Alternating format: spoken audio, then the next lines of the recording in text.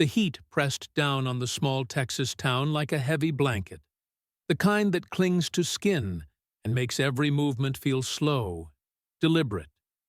Asphalt shimmered under the sun, storefronts rattled with old fans working overtime, and people drifted lazily between shops, arms full of groceries or trinkets from the weekend market. Then came the scream. It tore through the street like glass shattering, cutting off conversations, halting footsteps. Heads turned. A girl, barely 15, lay pressed against the pavement near a police cruiser, her dark hair stuck to her damp forehead. A uniformed officer straddled her, his knee driving into her back. One of his hands clamped her wrist, twisting it at an angle that looked wrong even to untrained eyes.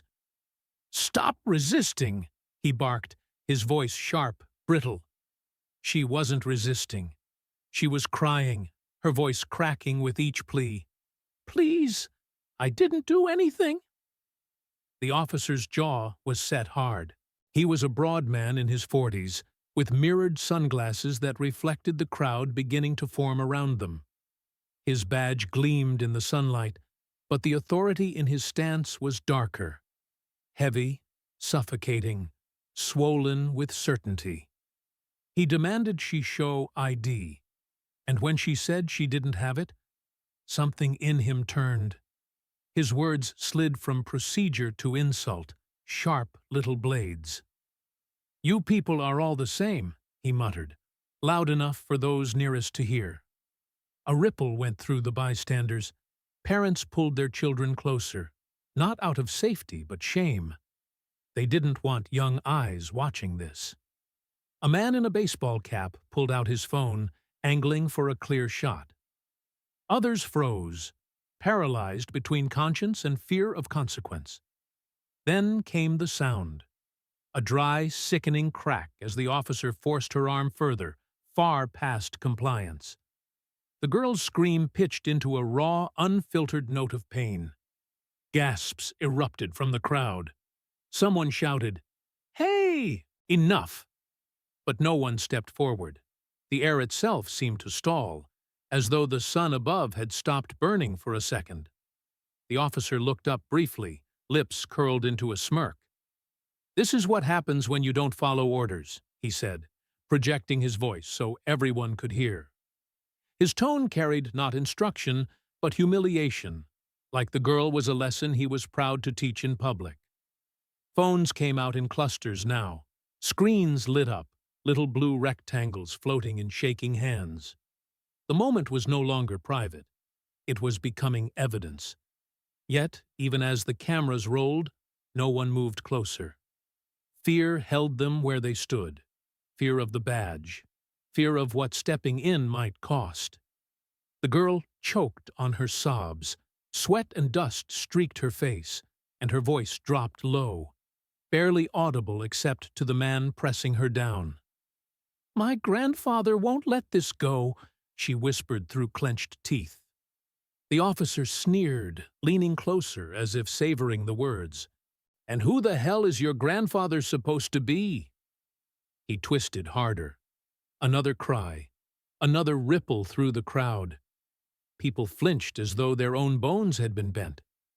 Somewhere near the back, a child asked his mother, "Why is he hurting her?" The mother didn't answer. She pulled the boy behind her and stared straight ahead, eyes glassy, mouth locked tight. The smell of asphalt mixed with sweat, and the metallic edge of panic hung in the air. What had begun as an ordinary summer afternoon was shifting into something else entirely. No one could yet name it, but the tension had a direction. It was moving, gathering, about to tip. The officer glanced around at the circle of faces, daring them silently to intervene. His hand tightened again on the girl's wrist. The sound that followed was soft but unmistakable. The faint, dry pop of something giving way inside her arm. She screamed, higher, sharper than before. And that was the moment when the crowd froze completely. Not a breath, not a shuffle, not a cough. Just the heavy stillness of dozens of people realizing they were witnesses, not participants, bound together in a silence thick with complicity. A teenager near the front whispered, "Somebody has to stop this." But the words hung unanswered, swallowed by the heat and fear. And in that silence, between the officer's grin and the girl's sobs, between the phone's recording and the stares locked in disbelief, one figure stood stiller than the rest. A man, broad-shouldered, in a simple short-sleeved shirt, his face half hidden by the brim of an old cap. He hadn't moved when the scream first tore the air, hadn't lifted his phone when others did. His arms remained at his sides, but his eyes were locked on the scene, unblinking. Most people didn't notice him yet. Their attention was riveted on the violence in front of them. But in a few seconds, the weight of his presence would shift the entire street, because that man was Chuck Norris, and the officer had no idea who he'd just challenged. Just wondering, "Where are you watching from? Write it down, Bello." The officer adjusted his grip on the girl's wrist, scanning the crowd like a man daring anyone to interfere. "Back up," he barked. "All of you." "I'm the law here." His tone wasn't for her anymore. It was for the dozens of witnesses, for the lenses pointed at him. He wanted to own the moment, to stamp his authority into every recording. But instead of retreating, the crowd pressed closer. Their voices rose in uneven bursts. "Let her go." "You've done enough." "She's just a kid." The street no longer sounded like a marketplace, but like a jury, every voice colliding with the next. Phones lifted higher. A woman in a red dress shouted, "You're on camera!" A teenager yelled, "We're posting this now!" The officer's jaw flexed. For the first time, the certainty in his posture faltered. And then the still man from the back of the crowd moved. He stepped through the ring of onlookers, not fast, not slow, just deliberate, each footfall cutting through the swell of voices. A simple shirt tucked into faded jeans, sleeves rolled up against the heat. No badge, no title, no microphone. Yet as he approached, a hush fell in his wake, the way sound dims when a storm rolls over a plain. Chuck Norris didn't look at the phones. He didn't look at the officer's mirrored sunglasses or the badge gleaming in the sun. His eyes rested on the girl first, on the twisted angle of her arm, the panic in her breathing. Then, finally, he shifted his gaze upward.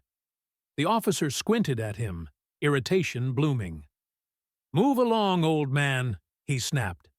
"This is police business." And the dam broke. It started with a single voice near the front, someone recognizing him. "Chuck!" A wave of gasps, then a ripple of voices calling his name. "It's him!" "Chuck Norris!"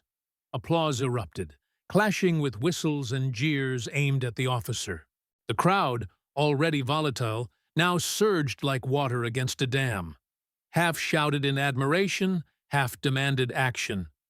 The officer stiffened. His grip on the girl tightened. He leaned forward, using volume to smother his unease. "Back off!" I said, "Back off. I'm the law here." Chuck's answer was not a shout.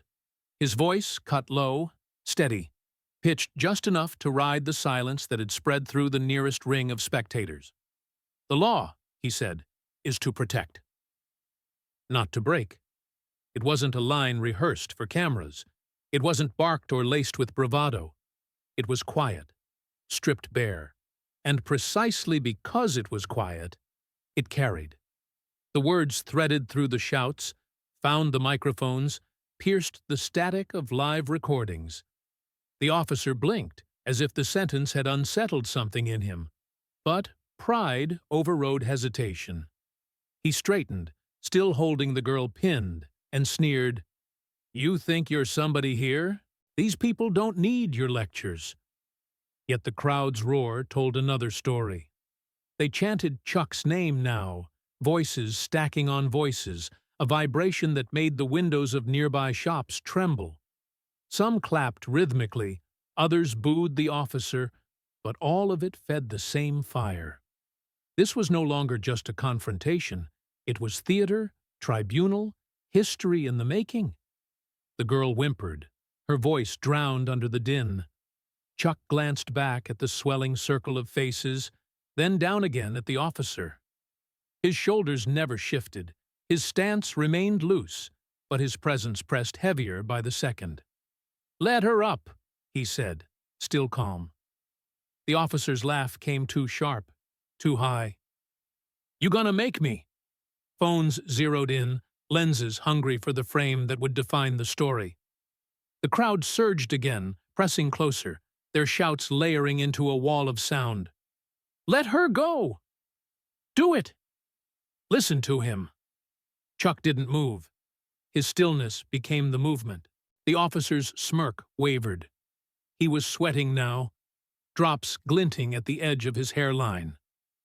For a flicker, he seemed to realize the tide had shifted, that the people around him no longer feared his badge, but measured him against the man standing quietly before him.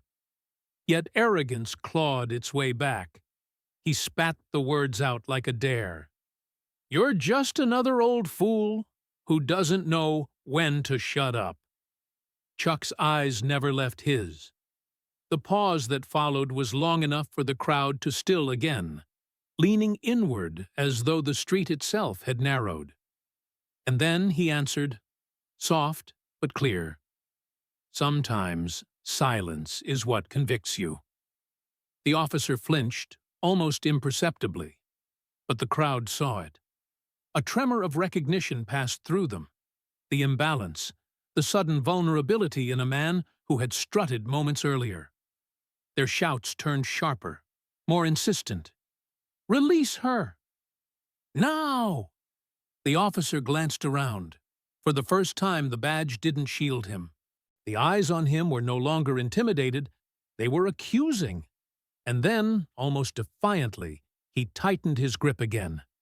The girl cried out, her voice cracking above the noise. Gasps shot through the crowd. Chuck took a single step forward. The entire street inhaled at once. The sun beat down so hard the asphalt rippled, but all heat seemed to draw toward one spot on the street. The girl's cries had gone thin and sharp, the kind of sound that cut through chatter and left silence behind. Around her, the crowd had grown into a restless ring, phones high, voices scattered between anger and hesitation. At the center, the officer knelt heavy, one hand on her arm, the other ready to push back anyone who dared step forward. Chuck was already there. He hadn't moved fast, hadn't needed to. He'd simply walked through the space that opened for him. And in that walk, something about the air changed. People stopped muttering. Even the officer felt it, though he didn't want to admit it. "Your time's over," the officer said, spitting the words with a tight smile. "This isn't Hollywood. This is a real street. You don't belong here." His voice carried, not because it was powerful, but because silence had begun to collect around Chuck. Some in the crowd cheered, most booed. The noise came in waves, sharp enough to rattle windows. A car horn at the corner blasted but went unanswered. The officer grinned like he was winning. He leaned forward, sunglasses reflecting nothing but cell phone screens. Chuck didn't blink.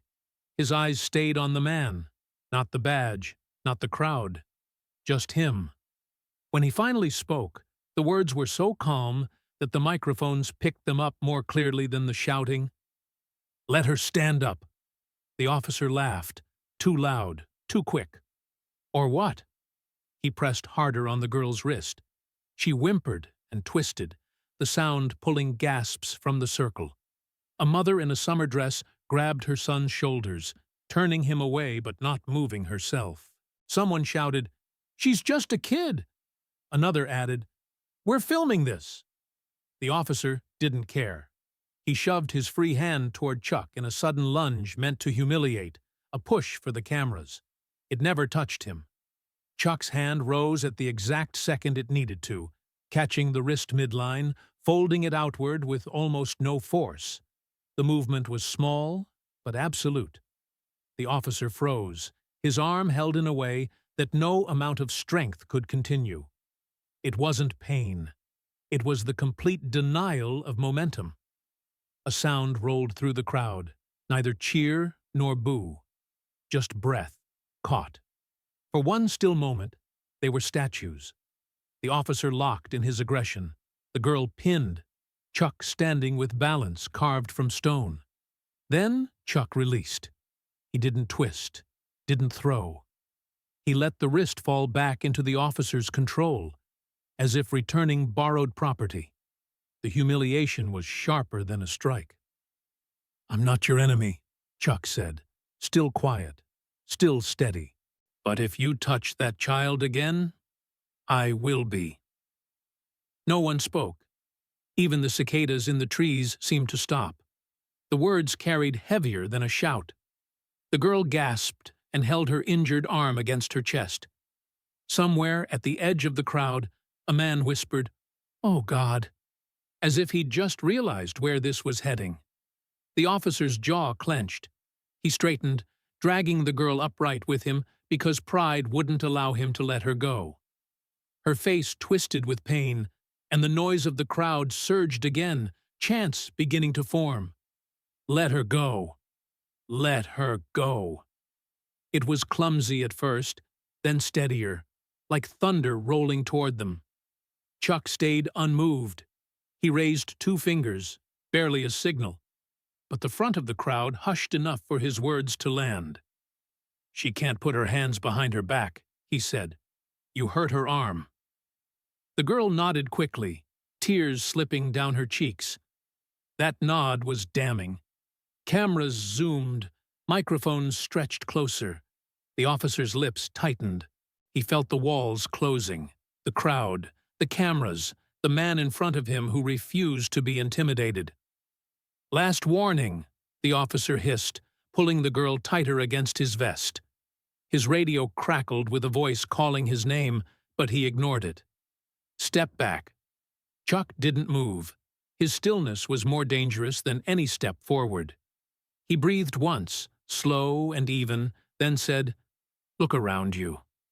And the officer did, because he had to. Faces stared back, not as a blur, but as individuals. Men with fists half-clenched, women clutching children but refusing to leave. Dozens of glowing phone screens capturing every twitch of his jaw.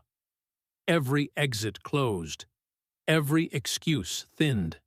His grip faltered. For a moment, his hand loosened on the girl's arm. She exhaled in relief. The crowd caught the change and roared louder, sensing victory. But pride is a dangerous master. The officer's fingers snapped tight again, dragging her back. Phones lifted higher. The chanting shook windows. "Let her go!" The officer's face burned under his glasses. He made his choice. His hand released the girl, not to free her, but to reach for Chuck.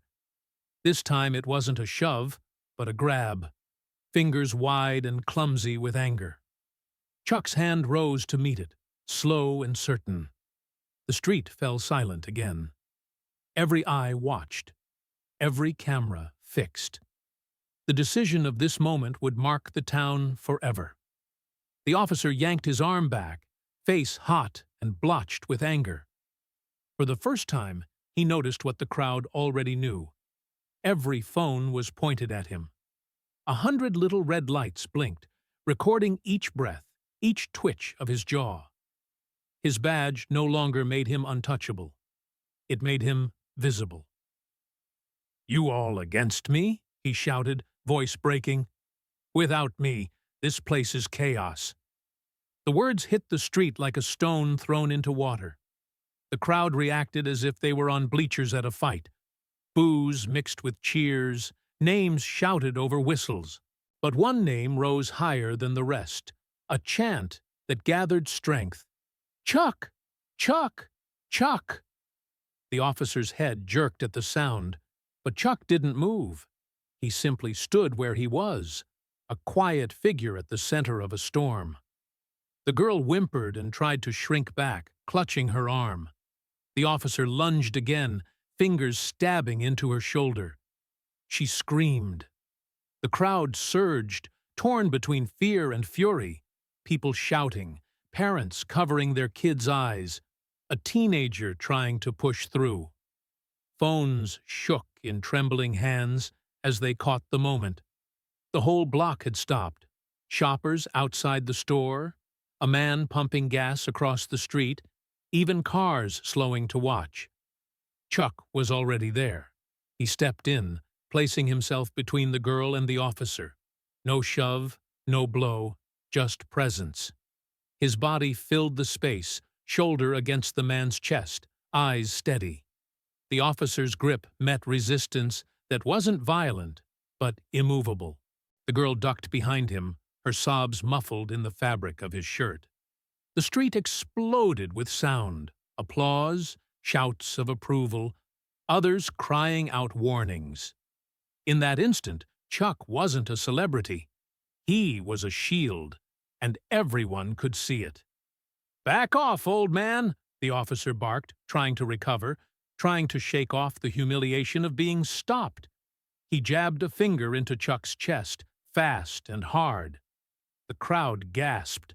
Chuck didn't flinch. The jab landed like a drop of rain against stone. The officer tried again, harder, angling for the girl. Chuck's arm rose and brushed him aside, not striking, just erasing the path. It looked simple, but it carried weight, the kind of gesture that said, "You're finished here." Voices rang from the edges. "We saw you grab her." "We're witnesses!" People shouted their own names into the chaos, as if to stamp themselves into the record. The officer's jaw twitched. He could feel the ground tilting under him, power draining away with every cry. Chuck's voice cut through, quiet but sharp. "Stop," he said. "One more step, and you can't take it back." The officer's nostrils flared. He ripped his sleeve free and stepped back, chest heaving. Rage made him theatrical. He spread his arms as if to embrace the whole crowd. "You think he's saving order? You're tearing it down. Without me, this town burns." The chant answered him, "Chuck! Chuck!" and it rattled him worse than booze. He snapped, "Shut up!" into the noise, and that admission fed the chant more. A bottle rolled out from somewhere, clinking harmlessly across asphalt. The officer's head snapped toward the sound.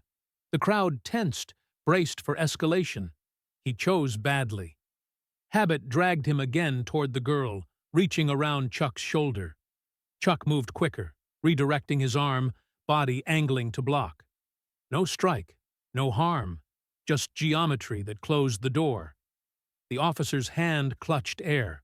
The crowd reacted like a wave changing direction. Less roar, more rumble, a shift in tone. Someone shouted, "You're done!" And it didn't sound like a taunt, more like a sentence passed. Humiliation deepened into desperation. The officer's hand darted to his belt. A metallic snap echoed as he pulled his baton free and flicked it open. The glossy rod extended with a sound that drew the air out of the crowd. Screams of "Put it down!" clashed with raw panic. Parents dragged kids back, others raised phones higher. The heat of the day pressed closer, thick with fear. Chuck didn't retreat. He stepped forward half a pace, feet planted. He didn't raise fists like a fighter.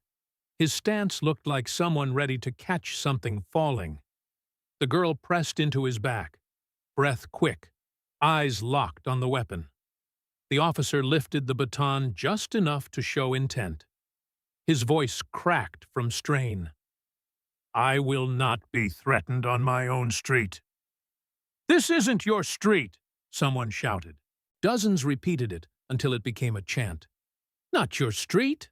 Not your street!" The baton hovered, The girl cried softly. The crowd leaned forward, cameras flashing, neon buzzing above. Time pulled thin. The officer's breath rasped. Chuck's eyes didn't leave his. He didn't speak again. He didn't need to. His stillness spoke louder than rage, and the street, no longer a street at all, had become an arena. Everyone felt it. The next move would decide everything. The metallic click of the baton unfolding snapped through the heavy Texas air like a bone breaking. The sound was too sharp, too clean, and it cut the street into silence for a fraction of a second before the noise of the crowd swelled back, louder, more desperate. Parents pulled children closer. Teenagers shoved their phones higher into the air, and someone shouted, voice cracking, "Put it down!" "She's just a kid."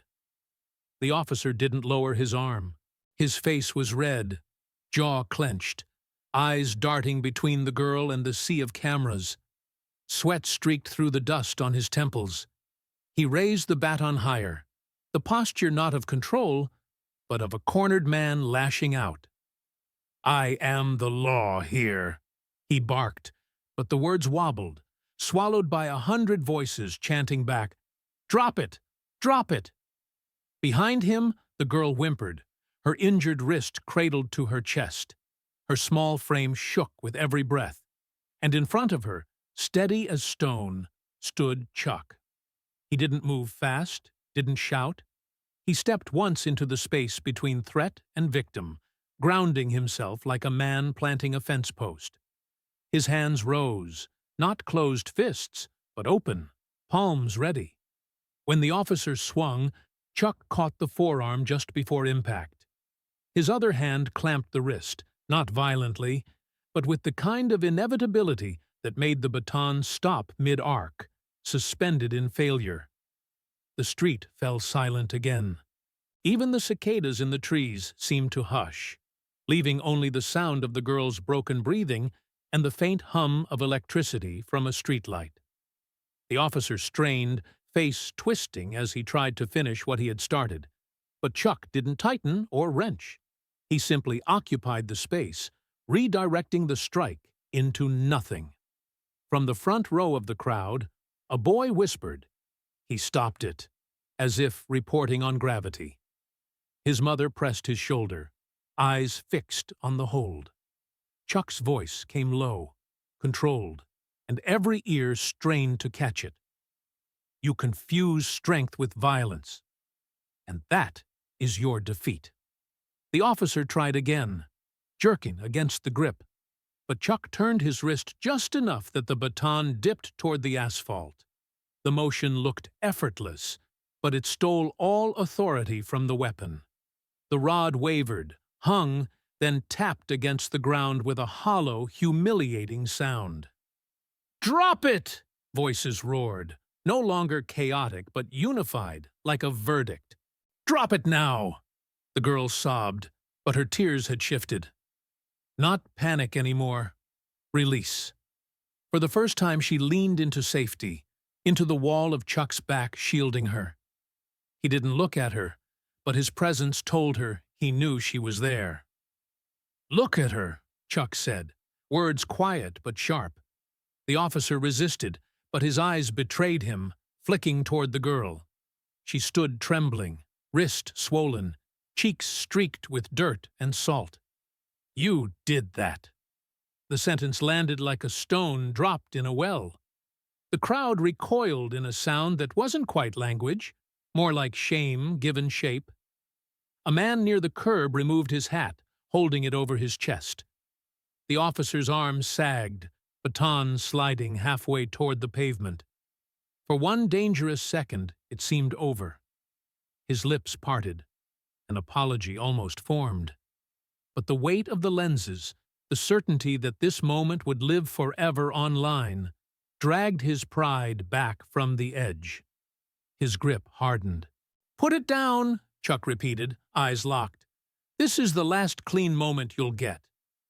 The officer's mouth twitched. His sunglasses had slipped low, showing the red lines of exhaustion and fury in his eyes. The radio on his shoulder crackled, his name followed by a question. He didn't answer. The silence of his refusal was louder than any response. He pulled again, desperate, and Chuck let him, guiding the motion down so the baton scraped the asphalt. Then, with deliberate calm, he released the wrist. The weapon hung, useless, suddenly just dead weight. The crowd exhaled, shoulders loosening. For a heartbeat, it felt like the town might step back from the edge. Someone even cheered weakly, though the sound faltered. Nobody trusted the peace. Then the radio hissed louder. His name again, this time urgent. And pride, bruised, humiliated, latched onto the voice like a rope. He grabbed the radio with his free hand, thumb hovering over the button. No. Someone whispered from the crowd, too late. The officer pressed down. Unit needs assistance. The words carried through the speakers of every recording phone, bouncing off brick and glass. They didn't ignite the crowd. They chilled it. People looked to the horizon, to the corners of the street. Far off, the faint cough of a siren answered. The girl pressed closer to Chuck, hiding behind the only steady figure left. Chuck closed his eyes once, opened them, and stood unmoving as the crowd braced for the storm rolling toward them. The sirens rolled in like a storm, faint at first, then swelling until they swallowed every sound on the street. Red and blue lights washed across storefront glass, turning the small-town street into something unreal, like a film set. The crowd shifted uneasily, people pulling their children closer, phones still raised but hands trembling. The air smelled of hot asphalt, sweat, and fear. 4 cruisers screeched to a stop. Doors flew open. Boots hit the pavement in quick succession, the kind of rhythm drilled in training but now echoing like a warning. Officers stepped out in a line, some gripping batons, others with fingers too near their holsters. Radios spat static and clipped codes. To the people watching, it felt less like police arriving and more like reinforcements in a war. The disgraced officer stood pale and sweating, his chest heaving. His baton lay on the ground, abandoned. His voice cracked as he pointed at Chuck. "He assaulted me! Arrest him!" Nobody believed it. The words fell flat, drowned by the sound of dozens of phones recording, by the mutter of a crowd that had seen too much. The sergeant, older, slower, scanned the scene with narrowed eyes. He saw the girl clutching her arm, the medics pushing through the mass, the people shouting for justice. And in the center, Chuck, still as a statue, the girl sheltered behind him. The sergeant's voice carried more weight than volume when he spoke. "Who's hurt?" Chuck answered, calm but unyielding. "She is. She needs a medic." The girl lifted her hand slightly, her face streaked with tears. The sergeant nodded once. "Get her treated." The medics hurried forward, wrapped her arm, spoke gently. The crowd softened for a moment, parting just enough to let them through, then closed tight again.